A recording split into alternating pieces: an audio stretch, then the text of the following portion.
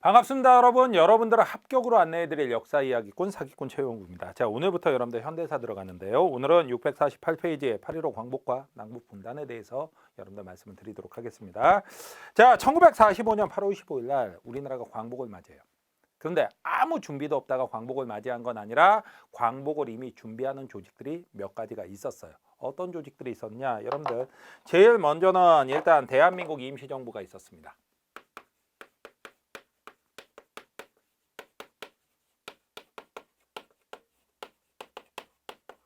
대한민국 임시정부라면 이 당시에 여러분들 어디 있었는지 모두 다 기억을 하실 거라고 생각을 해요. 충칭에 있었어요. 충칭.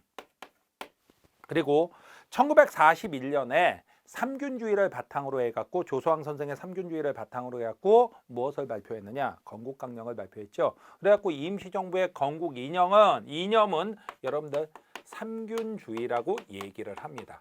그 삼균이라는 건 바로 뭐냐? 조소왕 선생이 발표를 하신 건데 이거는 세 가지 균등을 얘기해요. 첫 번째가 정치, 두 번째가 경제, 세 번째가 교육의 균등을 얘기를 합니다.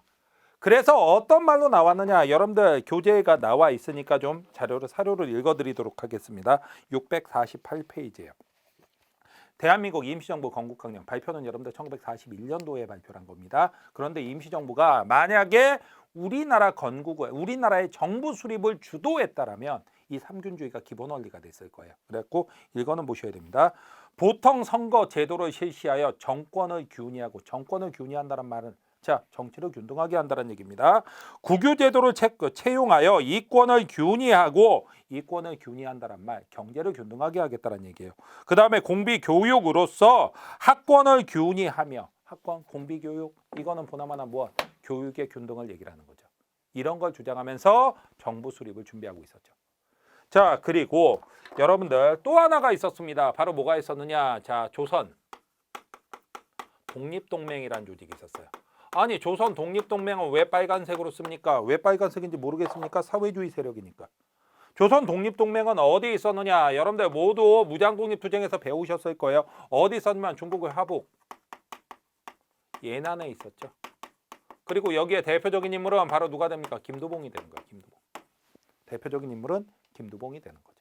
이런 인물들이 있었다라고 여러분들이 기억을 해두시면 됩니다. 자, 이게 있었고 그 다음에 또 하나는 바로 뭐가 있었느냐? 이 두 조직은 우리나라에 있었던 것이 아니라 바로 어디 있었냐면 여러분들 자, 어디 있었습니까? 중국에 있었습니다. 그런데 국내에서도 여러분들 조직이 만들어지게 돼요. 국내 조직으로 만들어진 건 바로 무엇이 있었냐? 1944년에 조선 건국동맹이라는 게 44년도에 만들어져요. 44년도에 만들어졌는데 여기에는 누가 들어가 있었냐? 조선 건국동맹에 들어가 있는 인물은 한 인물은 여러분들 여운형입니다.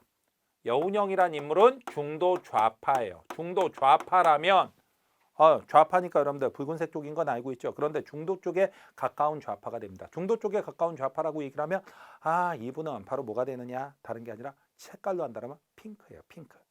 이렇게 생각을 해두시면 되고 그 다음에 플러스 누가 있었느냐? 안재홍 선생님이라는 역사학자십니다. 안재홍 선생님이 계셨는데 이분은 중도 우파로 유명한 거예요. 파란색 계열이긴 한데 중도예요. 그렇다면 색깔은 스카이블루가 되겠죠. 그렇다면 간단하게 조선 건국동맹은 좌우 합작으로 만들어진 조직이에요. 그런데 일본이 1945년도에 패망을 하게 되자 이제 누군가를 찾기 시작합니다. 바로 뭐냐? 패망이 사실상 결정된 상황에서 아직 항복을 발표하진 않았습니다. 무엇을 하냐면 어떻게 하면 일본인들을 무사히 일본으로 보낼 것인가? 한국에 있는 일본인들을. 이 작전을 짜야 됩니다. 그래갖고 여러 명의 민족 지도자들하고 접촉을 하게 돼요. 우리를 모든 행정권, 모든 총독부의 권리를 넘겨주겠다. 넘겨줄 테니 일본인들을 무사히 보내달라고 얘기를 하죠.